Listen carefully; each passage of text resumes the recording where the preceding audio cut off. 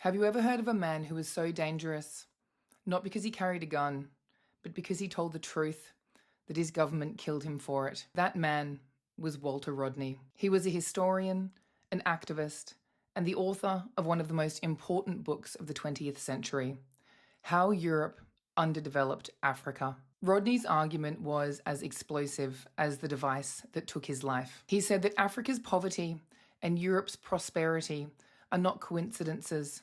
They are two sides of the same coin. Europe didn't develop despite Africa.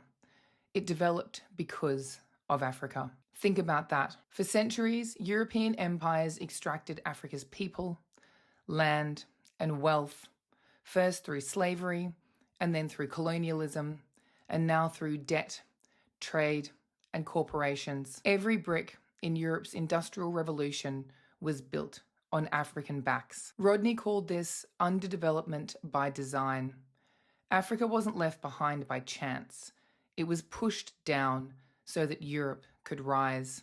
And he didn't just write about it from a distance. He lived it. Rodney came from Guyana, and he believed knowledge meant nothing if it wasn't used to free people. He organized, he taught, he stood up to power.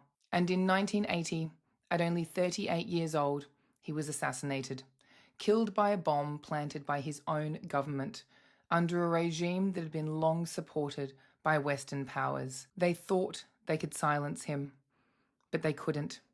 His words still cut through every lie told about Africa being poor or undeveloped, because he showed us exactly who made it that way. Today, his book feels just as urgent as ever, because the same systems of extraction still exist. They just wear different names: debt, trade imbalance, corporate control, resource theft. If you ever wanted to understand how we got here, why the global South still struggles while the global North thrives, start with Walter Rodney. You can dive deeper into his life, his assassination, and his revolutionary ideas at the article on my website.